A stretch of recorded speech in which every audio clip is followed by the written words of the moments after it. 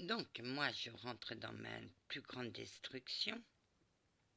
Je me battais contre l'extérieur et je me battais à l'intérieur contre moi-même. Mais l'unique chose qui m'a fait tenir debout est que l'amour que je portais à ma grand-mère était là. Je voulais que ma grand-mère soit digne de moi, soit fière de moi. Je me disais, si je crois en ma grand-mère, je crois en Dieu. Le jour où je ne croirai plus en rien, c'est fini, je ne croirai plus en Dieu. Et je me suis accrochée à ça, comme on s'accrocherait à une bouée de sauvetage. Des années après, j'étais toujours dans la destruction, je fais une tentative de suicide, donc je remonte, je comprends beaucoup de choses, je commence à me sentir mieux. Je sors de ma dépression. La maison de temps en temps m'appelait en rêve. Et je ne comprenais pas pourquoi je rêvais de cette maison. J'étais la seule à rêver de cette maison. Tu sais pourquoi, Anna? Oui, parce que j'étais passeur d'âme et qu'il fallait que vous lanciez des appels et que moi, il fallait que je les récupère. Mais comment voulez-vous que je les récupère si je n'étais pas prête? Non, ma grand-mère me protégeait dans l'ombre. J'avais mon guide spirituel, l'autre guide, le soi-disant guide protecteur, mais qui protégeait rien du tout. Sauf quand vous surveilliez, monsieur l'archange. Que oui, quand il était toujours en train de te protéger quand je le surveillais. Mais non, Anna, on n'a pas su. Donc, je rentre dans une destruction, je ressors, et un jour, des années, ça fait pas si longtemps, aussi ça va faire 10 ans que je suis avec lui, 5 ans je dirais, oui, Anna, à peu près. Et je contacte un médium un médium spirituel qui faisait des vidéos sur Internet. Donc j'arrive à le choper, si tu me regardes. Et là, je lui dis, on rentre en contact sur Messenger, et je lui dis, je suis empathique et je fais l'écriture médionique. Mais tu n'avais pas peur? Ben non. Je prenais mon doigt et le mur, c'était mon tableau. Donc j'avais pas peur parce que c'est moi qui contrôlais mon doigt. Mais dès qu'il a fallu que je passe avec un stylo et sur un cahier, là ça n'allait plus. Parce que c'était pas mon doigt. Donc, et il m'a dit, et on commence à discuter, et puis tout d'un coup j'ai dit, oui, j'ai fait passer des soldats de Normandie. Mon guide était triste, j'ai mis une bougie et j'ai fait, oui. Et lui savait, puisque lui il était en train d'écrire. J'ai fait, ne me dis pas que je suis passeur d'âme. Et il m'a dit, que dit ton cœur? Et mon cœur a dit oui. Donc, j'avais les réponses à mes questions, j'avais posé mes mots, donc je me sentais mieux. Mais la maison m'appelait toujours. Un jour, je sens ma tête qui tournait. J'étais en train de dormir et je me suis pris de vertige, mais de grands vertiges. J'ai dit, elle va me tuer, cette sorcière. Et à un certain moment, là, j'ai dit, mes anges de lumière, aidez-moi. Mais tout fait partie. Là, tout fait partie. Oui, Anna. Mais mon guide protecteur était bien embêté parce qu'il voulait pas m'aider, parce qu'il avait un plan. Leslie avait un autre plan pour moi. Et moi, j'avais un plan d'essayer de m'en sortir comme je pouvais de ma merde. Tout le monde avait des plans. Donc, chacun avait son plan. Mais quand j'ai dit ça, j'ai regardé Anna, j'ai entendu ton appel et j'attendais. Qu'a fait ton guide? Bah, mon guide était à la lumière divine, il m'a envoyé des objets. Moi, je lui ai balancé. Juste à temps que j'ai dit, mes anges de lumière, aidez-moi. Oui, là, ça s'est dévoilé et j'ai vu la sorcière. Et je lui ai dit, maintenant, le jeu est terminé. Je sais que je l'ai envoyé valser en rêve. Oh, ma gentille dame, j'étais déjà là. Donc, je fais tomber le guide. Mais entre-temps, je fais la connaissance du proche chevalier qui, lui, m'a raconté au départ des mensonges. Oui, Anna. Et les cieux avaient dit à mon conscient astral, on va t'envoyer quelqu'un, il faut que tu le guérisses. J'ai dit d'accord, on me l'a envoyé, moi j'ai bloqué. Ma gentille dame, c'était vous qui bloquiez? Bah, bien sûr. Moi, mon conscient astral savait déjà, puisque je l'avais aidé à sortir du noir.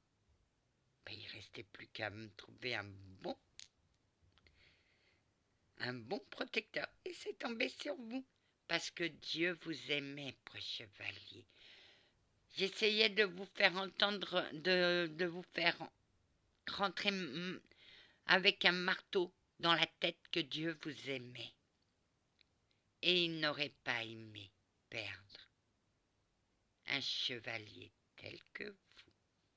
Oh, ma gentille, c'est gentil. Pouf, tiens, capitaine. Elle me dit des belles choses et après elle me plante un drapeau. Ma gentille dame. Je l'enlève. Oh non, laissez-le, c'est le plus beau, celui-là. Je l'accepte. Ah.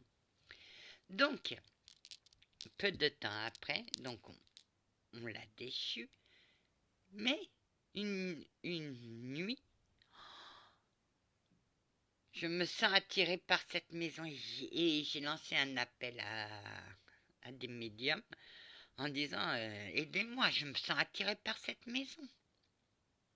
C'est la maison qui m'appelait qu'il fallait que j'aille délivrer les enfants. Mais j'étais pas prête. J'ai eu tellement peur de cette maison que je l'ai rejetée. Un jour, Monsieur l'Archange, c'est votre histoire. Ah, tu veux que je la raconte? Oui. Un jour, j'ai senti que tu étais plus forte. Et comme tu avais fait... Bah oui, j'ai fait sauter la protection, ça n'a rien servi.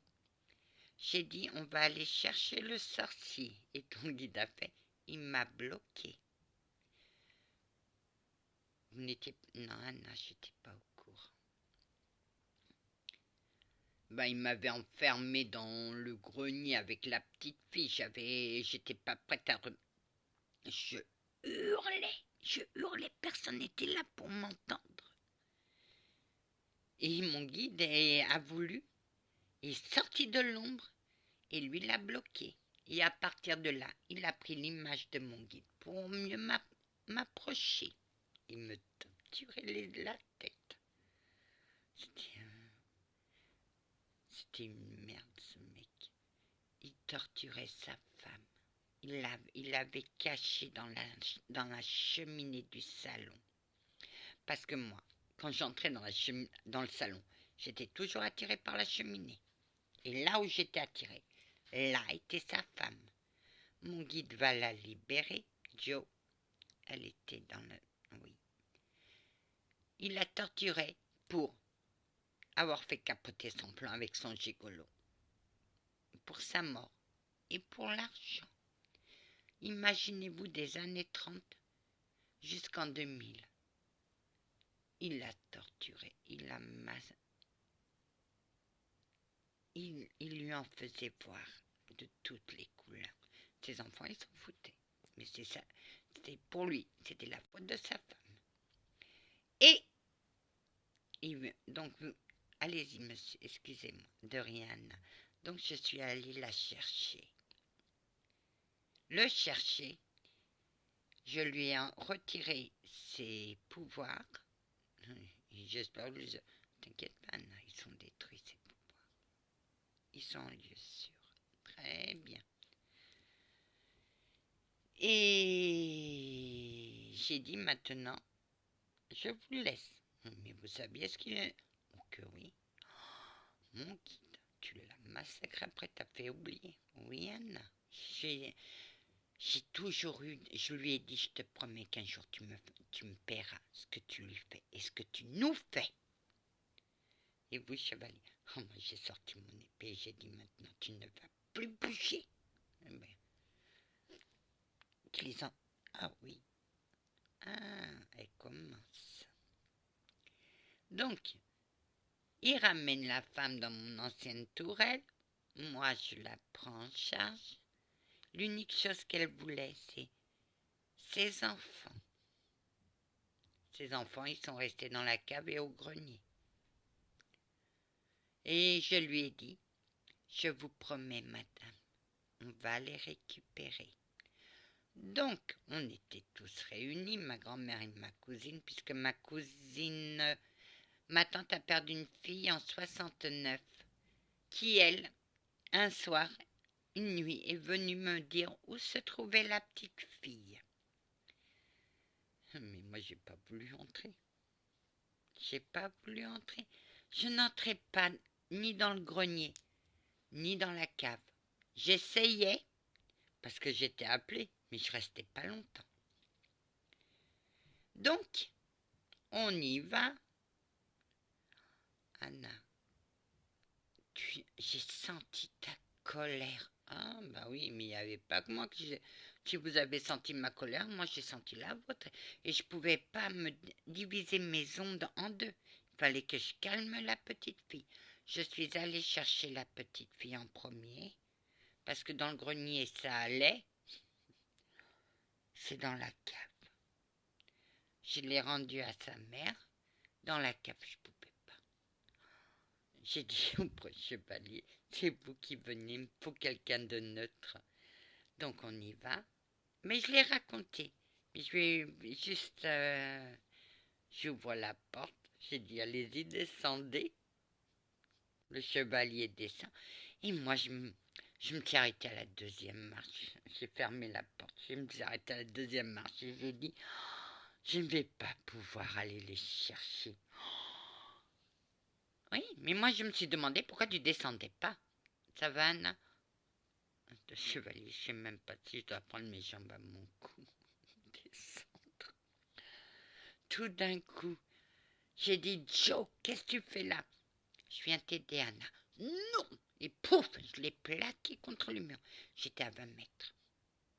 Je l'ai plaqué et j'ai dit, tu resteras collé tant que je n'aurai pas sorti les enfants de la cave.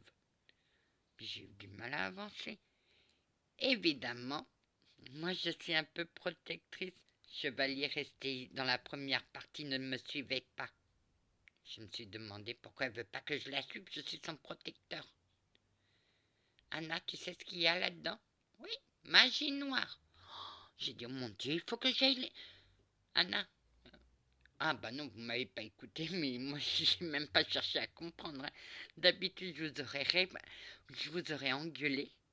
Mais là, vos ondes positives m'ont fait du bien. On a récupéré les enfants. Ils ne voulaient pas sortir de la cave. Leur première chose que j'ai fait, c'est de vous demander de les rendre... Oui, tu m'as dit ça. Les rendre forme humaine pour qu'il n'y ait plus rien, que je puisse rendre les enfants intacts à leur mère. Ouais, et c'est là que vous m'avez dit que vous étiez le... Ah ben oui, Anna. J'ai dit aux enfants, je suis le plus grand, je suis le plus fort des chevaliers. Et avec mon épée, j'ai vaincu à moi tous mes ennemis. Et moi, je vous ai dit, bah, dis donc, et en plus, vous êtes modeste. À un certain moment, Anna, à un certain moment, tu m'as dit, chevalier, prenez-en un sous le bras et moi, je prends l'autre et on se tire en courant. Ah oui, Anna, je sentais ton mal-être. Effectivement, on ne comprenait pas. Mais il y avait aussi le chien que je devais récupérer. Mais ça, on va arrêter parce qu'après, il faut que je donne un numéro de téléphone et je ne veux pas. À tout de suite.